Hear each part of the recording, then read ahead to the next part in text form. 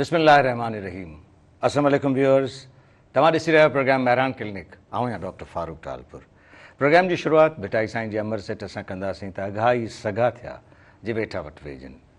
Viewers, सॼो के programme में जंहिं मौज़ू ते गुफ्तगू करणु चाहियूं पिया उन मौज़ू जे हवाले सां रुगो एतिरो ॿुधाईंदुसि त हिकिड़ी नई टेक्निक आहे इन हवाले सां त जेको मर्ज़ु आहे उनखे कहिड़े तरीक़े सां डायग्नोस करे सघिजे थो ऐं उनखे कहिड़े तरीक़े सां आसानी सां उनजी ट्रीटमेंट करे सघिजे थी। जीअं जीअं पंहिंजो मेडिकल साइंस तरक़ी करे थी पई उन में जेका एडवांसमेंट अचे थी पई उन में हीअ बि हिकिड़ी एडवांसमेंट आहे त जेके मर्ज़ थियनि था उन्हनि मर्ज़नि खे घटि में घटि इन्वेसिव जेका मेथड्स आहिनि उनखे इस्तेमालु करे ऐं उन जी डायग्नोसिस या उन जी तशख़ीस करे सघिजे। ऐं उन जी तशख़ीस करण खां पोइ छाकाणि त जेकॾहिं उन जी तशख़ीस थी वञे त उन जे लाइ उन जो इलाजु या उन जी ट्रीटमेंट जेका आहे सा सभिनी खां वधीक आसान थी वञे थी। सो ही हिकिड़ो तरीक़ेकार आहे जंहिंजे तरीक़े सां मुख़्तलिफ़ बीमारियुनि खे डायग्नोस कयो थो वञे ऐं डायग्नोस करण खां पोइ उन जी जेका इलाज आहे उन में आसानी थिए थी ऐं मिनिमम जेका इन्वेसिव या जेका सर्जिकल जंहिंखे असां चऊं उन जो घटि खां घटि उन में उन जो असरु रहे थो। फील्ड जे हवाले सां उहा फील्ड आहे इंटरवेंशन रेडियोलॉजी। रेडियोलॉजी जे हवाले सां त इलाही असांजे व्यूअर्स खे ख़बर हूंदी त रेडियोलॉजी छा आहे। रेडियोलॉजी में जेकॾहिं आउं उनखे एक्सप्लेन कयां त एक्सरेज़, MRI, CT, अल्ट्रासाउंड, इहे सभु शयूं उहे आहिनि जेके रेडियोलॉजी डिपार्टमेंट जी। हाणे इंटरवेंशन जेका आहे उन हवाले सां त इहा इंटरवेंशन रेडियोलॉजी जे थ्रू जेको रेडियोलॉजिस्ट कनि था ऐं उन जी रेडियोलॉजी जे इंटरवेंशन जे करे जेका मर्ज़ जी तशख़ीस थिए थी उन में बहितर इलाज जूं सहूलियतूं आहिनि। अॼोके प्रोग्राम में असां वटि कंसल्टेंट इंटरवेंशन रेडियोलॉजिस्ट मौजूदु आहिनि। पाण कंसल्टेंट रेडियोलॉजिस्ट आहिनि ऐं हेड ऑफ द डिपार्टमेंट आहिनि intervention radiology Hashim medical city hospital Hyderabad में। संदन तारुफ आहे डॉक्टर सैयद फरहान। अस्सलाम वालेकुम फरहान। वालेकुम सलाम। कैसे हैं आप? बहुत शुक्रिया, thank you so much for your kind words. Thank you. Thank you. अब चूँकि रेडियोलॉजी और इंटरवेंशन रेडियोलॉजी, तो मैं सबसे पहले तो ये चाहूँगा कि हमारे जो व्यूअर्स हैं, जो हमारे देखने वाले हैं, उनको थोड़ा सा इस हवाले से बताइए रेडियोलॉजी और इंटरवेंशन रेडियोलॉजी के हवाले। बहुत ज़रूरी भी है ये जानना, क्योंकि जो इंटरवेंशनल रेडियोलॉजी है ये एक जदीद तरीका इलाज है। पहले मैं आपको बताता हूँ कि रेडियोलॉजी में अक्सर लोगों को आपको पता होगा कि अल्ट्रासाउंड कराए जाते हैं, CT स्कैन कराया जाता है, MRI कराया जाता है। तो रेडियोलॉजी का बेसिक मकसद क्या होता है कि मुख्तलिफ़ बीमारियों की तशख़ीस की जा सके। हेड टू टो हम कराते हैं, CT स्कैन्स कराते हैं, MRI कराते हैं, ताकि हमें पता चल सके कि अंदर हमारी बीमारियां कौन सी मौजूद हैं। अल्ट्रासाउंड कराया जाता है ताकि पेट के अंदर देखा जा सके कि कोई एबनॉर्मेलिटी तो नहीं। ठीक, ये है रेडियोलॉजी। ठीक। इंटरवेंशनल रेडियोलॉजी इससे एक आगे का स्टेप है, जिसके अंदर हम क्या करते हैं कि हमें जो बीमारियां हमें पता चल गई हैं, बहुत सी हेड टू टो बीमारियां हैं जिसको हम बग़ैर लेस इन्वेजिव तरीके से, बग़ैर सर्जरी किए, बग़ैर बड़े चीरे लगाए, हम बहुत सारी बीमारियों का इलाज करते हैं जिसमें हमारी हेड टू टू मुख्तलिफ बीमारियाँ शामिल हैं। ठीक है। अच्छा, मुझे ये बताइएगा कि ख़ास तौर पे जो इंटरवेंशन रेडियोलॉजी में आप काम करते हैं उसका तरीक़ेकार क्या है और किस तरह से आप, मिसाल के तौर पे कोई पेशेंट आपके पास आता है तो एज ए डॉक्टर आप उसे किस तरह से तशख़ीस करने जाते हैं? उसमें सबसे पहली चीज़ होती है डायग्नोसिस। ठीक है, कि वो किस डायग्नोसिस की वजह से आ रहा है, किस बीमारी की वजह से आ रहा है। ठीक है, तो पहले तो वो बीमारी, जैसे अगर मैं आपको मिसाल दूं कि हेपेटाइटिस बड़ा कॉमन है हमारे सिंध के अंदर। ठीक। और बहुत प्रिवलेंट डिजीज़ है, बहुत सारे लोग हेपेटाइटिस की बीमारी का शिकार हैं। अब हेपेटाइटिस की वजह से, हेपेटाइटिस जिगर के ऊपर अटैक करता है, जिगर के अंदर चेंजेस लेके आता है, उसको ख़राब करता है, उसको हम सीरोसिस कहते हैं। ठीक। फिर उस सीरोसिस के बाद जिगर के अंदर कैंसर्स डेवलप हो जाते हैं जिसको हम हेपेटोमास या HCC कहते हैं। ठीक। तो उनको पहले हम तशख़ीस करते हैं, उसमें हम CT स्कैन कराते हैं, ख़ास किस्म का CT स्कैन होता है जिसको हम CT ट्राइफिजिक कहते हैं, जिसमें कॉन्ट्रास्ट देके हम पहले उसकी तशख़ीस करते हैं। उसके बाद कि जितने लीजन्स डेवलप हुए हैं उसके हिसाब से डिफरेंट ट्रीटमेंट ऑप्शंस हैं जो कि IR जो है वो परफॉर्म करते हैं।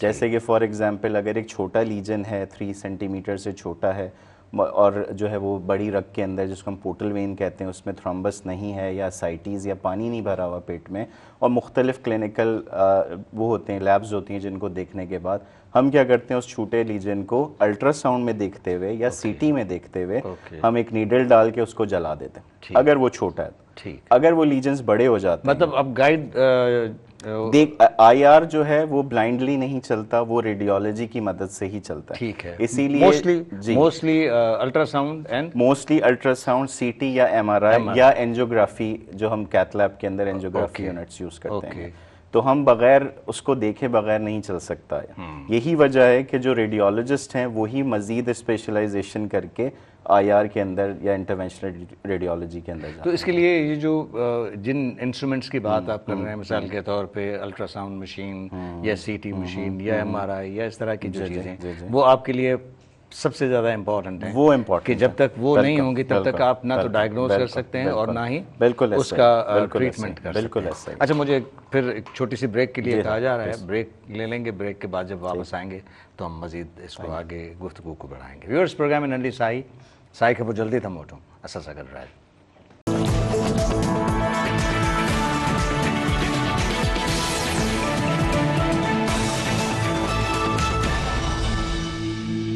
ویلکم بیک ویورز، پروگرام میں ننڈی سائی کھمپو ایک دفعہ بیر حاضر آئی ہوں. اساس اگر ڈاکٹر سید Farhan, doctor Farhan consultant intervention radiologist ہیں.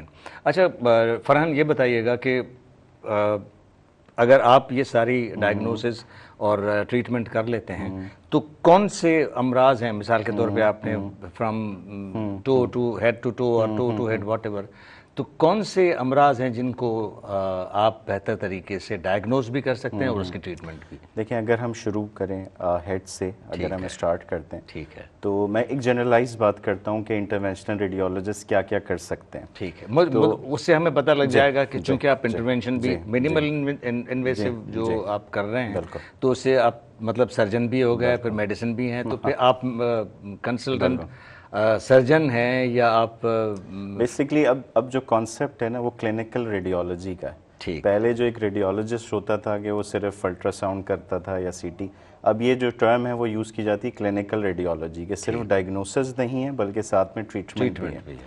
تو اس میں دیکھیں، اگر ہم برین کی بات کریں تو اکثر بڑا کامن ہے فالج کا اٹیک ہو جانا ہے، اسٹروک ہو جانا. تو اسٹروک کا میکینزم یہ ہے کہ جو بڑی رگیں ہمارے برین کو بلڈ سپلائی کر رہی ہیں اس کے اندر کوئی کلاٹ کا جم جاتا ہے. تو اگر ہم ایک ٹائم پیریڈ ہوتا ہے، اگر اس دوران کسی کو یہ اٹیک ہو فالج کا اور وہ انٹرونشنل ریڈیولوجسٹ کے پاس پہنچ جائے کسی ہاسپٹل سیٹنگ کے اندر، تو انٹرونشنل ریڈیولوجی کے تھرو ہم یہ کر سکتے ہیں کہ ہم اس کلاٹ کو ریموو کر سکتے ہیں.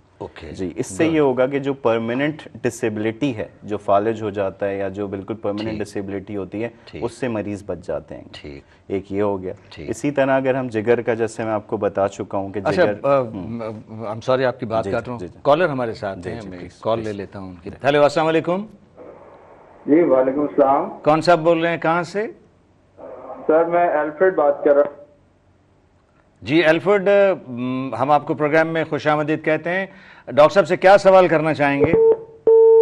کال ڈراپ ہو گئی، اگر واپس آتی ہے تو پھر ہم دوبارہ سے لے لیتے ہیں. جی اسی طرح جیسے میں نے پہلے بھی اگزامپل دی، جگر کے اندر کینسرز ہو گئے، ہیپاٹوماز ہو گئے، تو ان کا ٹریٹمنٹ آئی آر کے تھرو پاسبل ہے.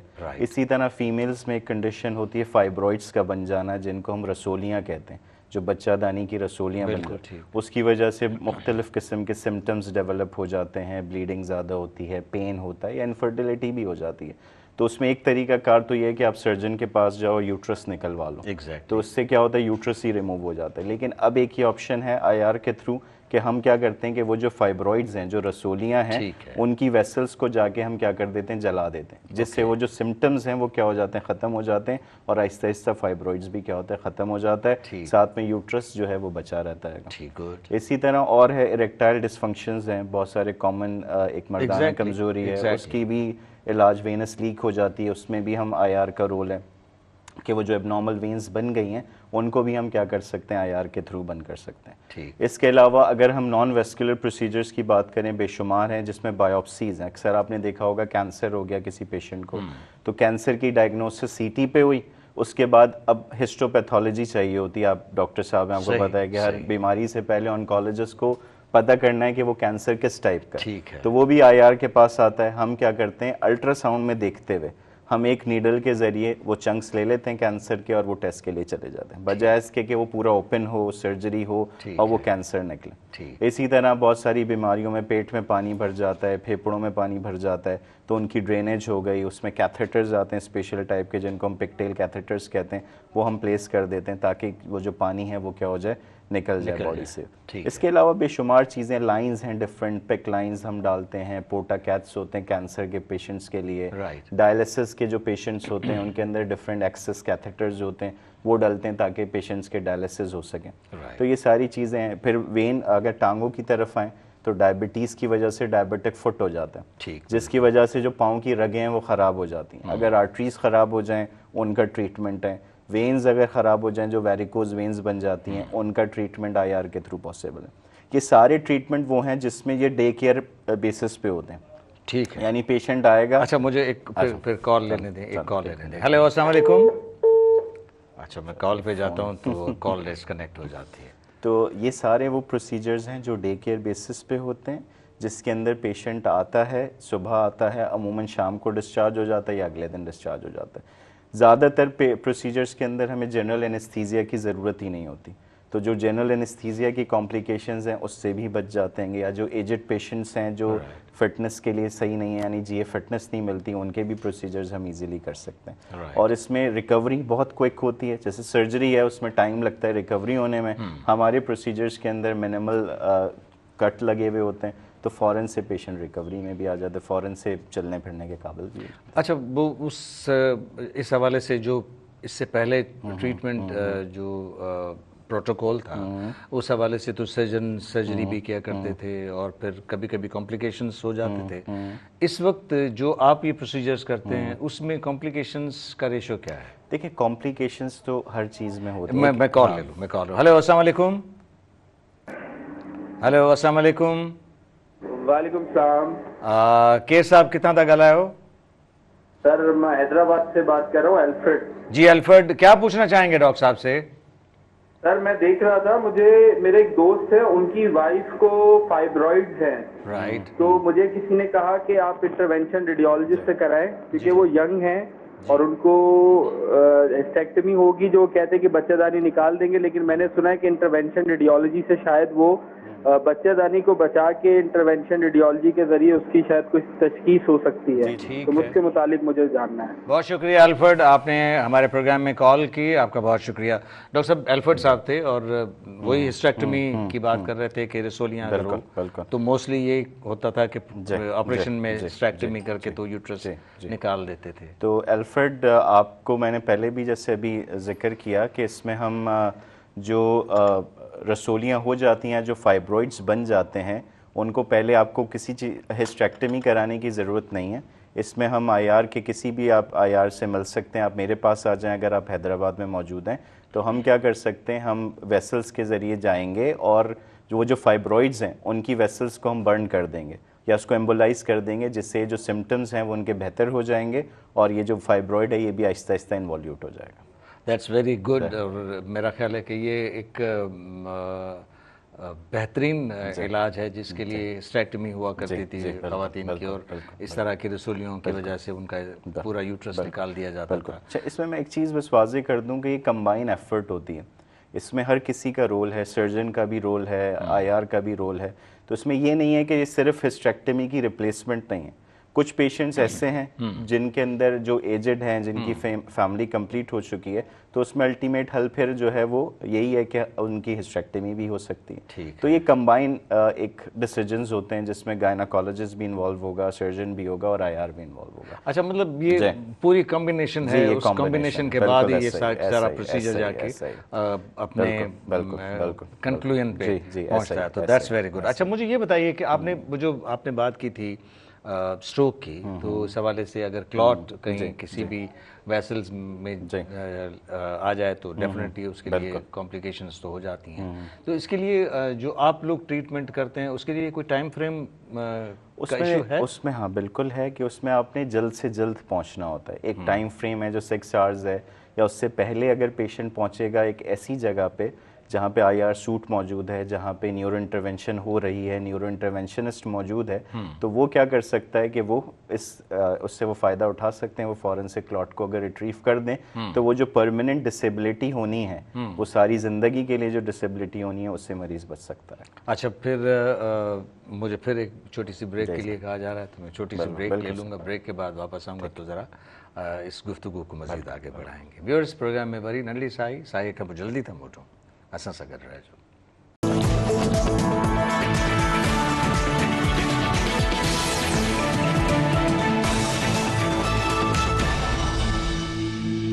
Welcome back viewers. ننڈی سائی کھاں पोइ दफ़ो ॿीहर हाज़िर आहियूं ऐं असां गुफ़्तगू कयूं पिया इंटरवेंशन रेडियोलॉजी जे हवाले सां. त इंटरवेंशन रेडियोलॉजी में कहिड़े तरीक़े सां मर्ज़ जी तशख़ीस थिए थी ऐं उनजे इलाज में कहिड़े क़िस्म जूं जेके प्रोटोकॉल्स आहिनि उहे ज़रूरी हुजनि थियूं. असां सां गॾु आहिनि डॉक्टर सैयद फरहान, पाण कंसल्टेंट इंटरवेंशन रेडियोलॉजिस्ट आहिनि, Hashim medical city hospital Hyderabad में. अच्छा डॉक्टर साहब, अब मैं थोड़ा सा इस हवाले से भी मुझे बताइएगा कि ये जो ट्रीटमेंट है ये हैदराबाद में सिर्फ आप कर रहे हैं या आप के अलावा भी इंटरवेंशन रेडियोलॉजिस्ट इस वक्त हैदराबाद में मौजूद हैं जो ये इलाज कर रहे हैं? और मुझे ये बताइएगा कि पाकिस्तान में इंटरवेंशन रेडियोलॉजी की जो ये ब्रांच है वो किस तरह से पूरे पाकिस्तान में काम कर रही है? असल में ये एक डेवलपिंग फील्ड है. और कुछ अरसे पहले तक तो बहुत कम इंटरवेंशनल रेडियोलॉजिस्ट थे, लेकिन अब ये है कि CPSP से भी जो हमारा college of physician and surgeon है उससे भी ये रजिस्टर्ड प्रोग्राम हुआ है कुछ अर्सा पहले ही. तो अब ये है कि नंबर ऑफ जो डॉक्टर्स हैं जो इंटरवेंशनल रेडियोलॉजिस्ट हैं वो बढ़ रहे हैं. पंजाब में, KPK में, इवन अब बलूचिस्तान के अंदर भी शुरू हुआ है. कराची में तो काफ़ी इंटरवेंशनल रेडियोलॉजिस्ट मौजूद थे और ये सर्विसेज मुख्तलिफ बड़े हॉस्पिटल्स में मिल रही थी. हैदराबाद के अंदर अनफॉर्चुनेटली बहुत ज़्यादा इस्टेब्लिश नहीं था ये प्रोग्राम, या ये जो डिसिप्लिन है ये इतना इस्टेब्लिश नहीं था. तो अब ये है कि मैं आया हूँ और भी कुछ लोग थे, लेकिन रेगुलर बेसिस पे जो है वो लोग मौजूद नहीं थे. तो अल्लाह का शुक्र है, हाशिम ने भी हमें, हाशिम मेडिकल सिटी हॉस्पिटल ने भी एक मौका दिया और हमने ये सर्विसेज शुरू की हैं जिसमें हम लोग पूरे वीक के अंदर मौजूद हैं और ये सर्विसेज प्रोवाइड कर रहे हैं. अच्छा, अब जिस तरह से आपने बताया कि हेपेटाइटिस का इशू अगर है किसी को और वो फिर कॉम्प्लिकेशन में चला जाता है और कैंसर में तब्दील हो जाता है, तो अब हम अपने व्यूअर्स को ये बता दें कि इस तरह के अगर कोई केसेस हैं तो उसकी ट्रीटमेंट अब मौजूद है और उसकी ट्रीटमेंट में उसके जो इन्वेस्टिगेशंस हैं, मिसाल के तौर पे ज़ाहिर है कि कैंसर, तो फिर आप उसको उसके जो टेस्ट वगैरह हैं, मिसाल के तौर पे पहले जो हिस्टोपैथोलॉजी होती थी तो वो खुद भी वो भी आप करते हैं, तो इस हवाले से मुझे थोड़ा सा बताइएगा. लेकिन इससे पहले एक कॉल लूँगा मैं. हेलो, अस्सलाम वालेकुम. हेलो, अस्सलाम वालेकुम. वालेकुम अस्सलाम. केसा बदा किथां था ॻाल्हायो? सर ज़ाकिर हुसैन ॻाल्हायां थो सकरन मां. जी ज़ाकिर, ठीकु आहियो तव्हां? जी सर अल्हम्दुलिल्लाह. तव्हांखे प्रोग्राम में असां भलीकार था चऊं. डॉक्टर साहब खां कहिड़ो सवाल करणु चाहींदो? जी सर डॉक्टर साहब मुंहिंजो सवाल आहे त डॉक्टर फरहान सां आहे त जेको जल्दी तरीक़ो ॿुधायो जेका में पेशेंट में साइंस प्रोसीजर ॿुधायो हिकिड़ो माइक्रोवेव एब्लेशन. मुंहिंजो सवाल इहो आहे त उनजा जेके साइड इफेक्ट आहिनि या इलाज में केतिरा % चांसिस आहिनि त कैंसर जो हुन में ठीक थियण जा मरीज़ जे? ठीक है, माइक्रोवेव वो जो उसमें एब्लेशन में क्या उनके रिस्क फैक्टर्स कितने हैं? अच्छा, और किस तरह की वो ट्रीटमेंट है? बिल्कुल. अच्छा देखिए, इसमें ज़ाकिर साहब असल बात यह है कि अगर किसी पेशेंट को माइक्रोवेव एब्लेशन एडवाइस किया गया है तो इसका मतलब है कि लीजन जो है वो छोटे साइज़ का है. ठीक है, तो उसको हम उसी वक्त जो है वो जलाया जा सकता है. माइक्रोवेव एब्लेशन बिल्कुल एक डे केयर प्रोसीजर की तरह है जिसमें मिनिमल सेडेशन देते हैं क्योंकि थोड़ा सा पेन होता है पेशेंट को, और उसके अंदर हम एक नीडल डाल के उस लीजन को जला दिया जाता है और पेशेंट जो है वो थोड़ा बहुत पेन फील करता है 4-5 घंटे तक और उसके बाद बिल्कुल नॉर्मल हो जाते हैं, पेन फ्री हो जाता है. नॉर्मली हम क्या करते हैं, इस प्रोसीजर के बाद 6 वीक्स के बाद हम दोबारा से एक फॉलोअप कराते हैं, CT स्कैन कराते हैं. कुछ ट्यूमर मार्कर्स होते हैं जिसमें अल्फा फीटोप्रोटीन है, पेफका है, वो ट्यूमर मार्कर्स कराते हैं और फिर हम फॉलोअप के ऊपर देख रहे होते हैं. नॉर्मली अब तक जितने पेशेंट हुए हैं अल्हम्दुलिल्लाह उनके बड़े अच्छे रिजल्ट्स हैं और काफ़ी लोगों को फ़ायदा हुआ है.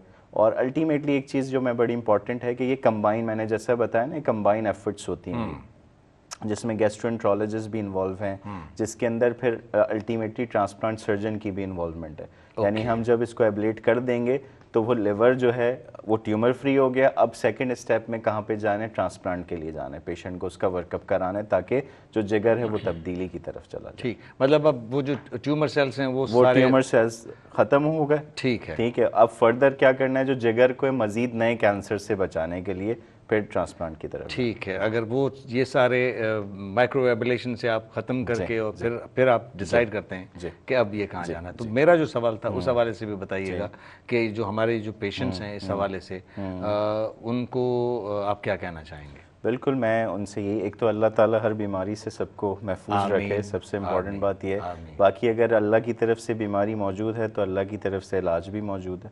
تو اس لیے جو ہے وہ اگر کوئی بیماری ہے تو اس کو بر وقت تاکہ اگر علاج کرا دیا جائے تو اس سے کہ آگے کی کمپلیکیشن سے بچا جا سکتا ہے. ٹھیک ہے, باقی اگر کوئی بھی آپ کو, ہم حاضر ہیں یہاں پہ, کوئی بھی آپ کو مشورہ کرنا ہے کسی بھی بیماری سے ریلیٹڈ انٹرونشنل ریڈیولوجی کے حوالے سے تو ہم موجود ہیں. آپ بالکل مجھے یہ بتائیے گا کہ یہ اویئرنیس ہم کتنے پبلک تک پہنچا چکے ہیں؟ یہ بہت ضروری ہے اور کوشش میری, دیکھیں سب سے زیادہ ایک تو کام کرنا تو ہے ہی.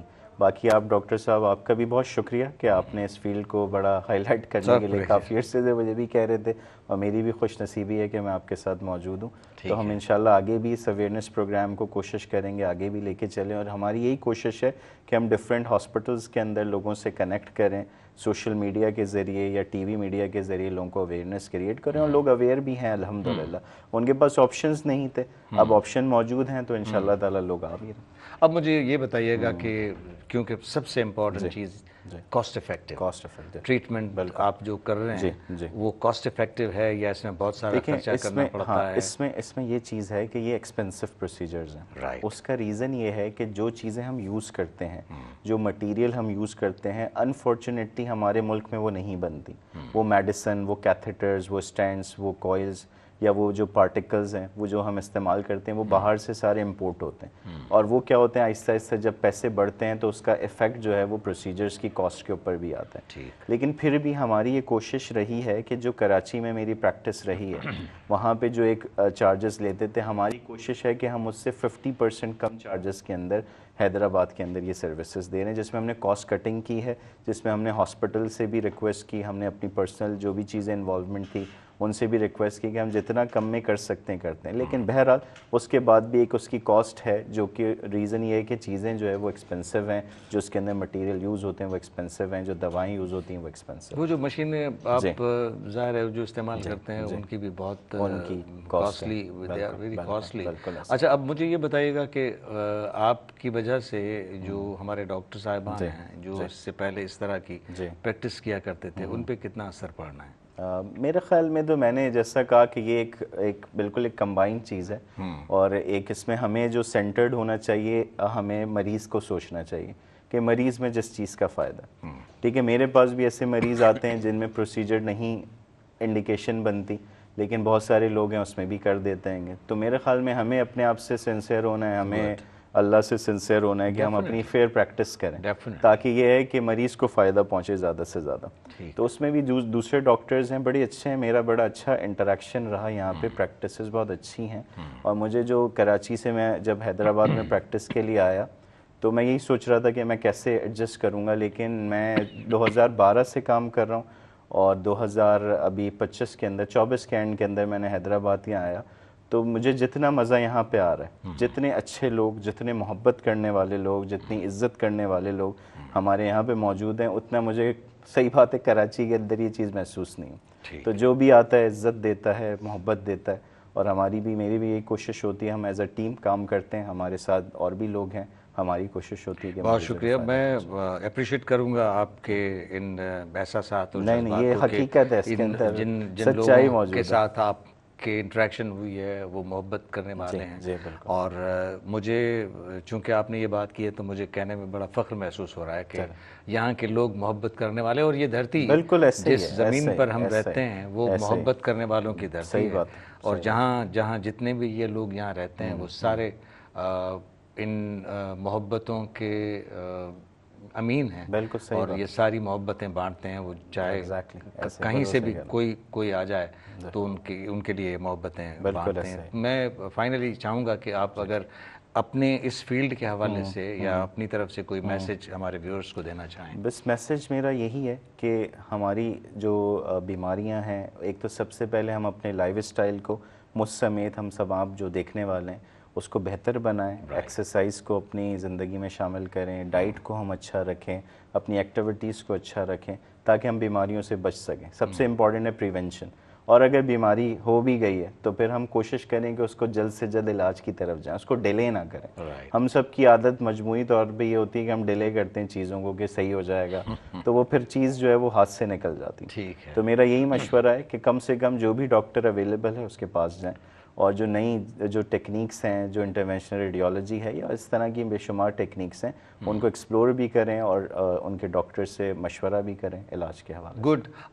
ہمارے یہاں ایک کامن چیز وہ جو مجھے نظر آتی ہے ایز اے ڈاکٹر، وہ یہ ہے کہ سیڈنٹری لائف ہو گئی ہے ہماری. بالکل ایسے ہی. کام کرنے، ایکسرشن کرنے، ایکسرسائز کرنے، دوڑ بھاگ کرنے کے لیے ہم بالکل پیچھے ہٹ گئے ہیں. تو اس حوالے سے ڈائٹ بھی ہماری جو ہے وہ فاسٹ فوڈ کی طرف آ گئی ہے، جو گھر میں ہم بنا کے کھاتے تھے وہ بھی نہیں ہے. تو یہ بھی میرا خیال ہے کہ بیماریوں کی سب سے بڑی وجہ ہو سکتی ہے. تو اس حوالے سے بھی میں چاہوں گا کہ تھوڑا سا آپ. بس یہی ہے کہ جو ویسٹرنائزڈ جو کلچر ہے، ہم اس طرف جا رہے ہیں اور ویسٹ نکل کے واپس اس کلچر کی طرف آ رہے ہیں. وہ لوگ پروسیس فوڈ، فاسٹ فوڈ سے جان چھوڑا کے آرگینک فوڈ، آرگینک چیزوں کی طرف آ رہے ہیں، ایکسرسائزز کی طرف آ رہے ہیں. ہم جو ہے وہ ان کو فالو کرتے ہوئے اس طرف جا رہے ہیں. تو اس کا مطلب ہے وہ جو برائیاں اس کے اندر دیکھ چکے ہیں، ہمیں پہلے سے اس کے اوپر ورکنگ کرنی چاہیے، اور ہم سب کو مل کے کرنا چاہیے، مجھ سمیت کرنا چاہیے. ہم سب کو اپنی ڈائٹ کو اچھا کرنا چاہیے، ایکسرسائز کو شامل کرنا چاہیے، ساری چیزیں، اور خوش رہنا چاہیے. بہت شکریہ. اسٹریس فری لائف گزارنی چاہیے. بہت شکریہ ڈاکٹر فرحان، آپ ہمارے پروگرام میں آئے. بہت خوشی ہوئی ہے ہمیں آپ سے بات کرتے ہوئے. اور ظاہر ہے کہ جو باتیں آپ نے ہمارے ویورز کے ساتھ کی ہے، ان باتوں سے وہ اللہ کرے کہ سارے خوش اور صحت مند رہیں. اور اگر کہیں جس طرح سے آپ نے فرمایا کہ اگر بیماریوں میں مبتلا ہو جاتا ہے تو اپنی صحت کے لیے وہ کانشیس ہوگا، اور جتنا جلدی ہو سکے گا کہ اپنے اس کانشیسنیس کی وجہ سے اپنے علاج کی طرف آئے. Thank you very much. Very nice. بہت اچھا لگا آپ سے. ویورز، اجو کے پروگرام میں اساں ڈاکٹر فرحان सां गुफ़्तगू कई. डॉक्टर फरहान हिते जेका प्रैक्टिस शुरू कई आहे उहा इंटरवेंशन रेडियोलॉजी जे हवाले सां आहे. ऐं इंटरवेंशन रेडियोलॉजी पंहिंजी जाइ ते ज़ाहिर आहे त जॾहिं कोई माण्हू बीमार थिए थो त उन्हनि बीमारियुनि जे इलाज जे लाइ डॉक्टर जी ज़रूरत पवे थी, मुख़्तलिफ़ तरीक़नि जी ज़रूरत पवे थी. पर इन खां सभिनी खां बहितर जेका शइ आहे उहा इहा आहे त असां बीमारियुनि खां पाण खे बचायूं ऐं उन्हनि जा प्रिवेंटिव मेयर्स असां अख़्तियार कयूं. प्रिवेंटिव मेयर्स में सिंपल असांजे खाधे खुराक में असांखे एहतियात करणी आहे. कहिड़ो खाधो असीं खाऊं था, कहिड़ो खाधो असांखे खाइणु खपे, उन खाधे खाइण जा टाइमिंग्स कहिड़ा हुजणु खपनि, ऐं असांखे पंहिंजी जेका लाइफ आहे, जेका सेडेंटरी लाइफ आहे, उन लाइफ खे कहिड़े तरीक़े सां असां एक्सरसाइज़ में, वर्जिश में ऐं कुझु अहिड़नि कमनि में इस्तेमालु कयूं जो जेका शइ असां खायूं पिया उनखे कंहिं तरीक़े सां हज़म करे सघूं ताकी इन्हनि बीमारियुनि खां असां पाण खे बचाए सघूं, पंहिंजी सोसाइटी खे बीमारी खां बचाए सघूं. तव्हांजे राय जो असांखे इंतज़ारु रहंदो. ईंदड़ प्रोग्राम ताईं इजाज़त. अल्लाह भाई. अल्लाह हाफ़िज़.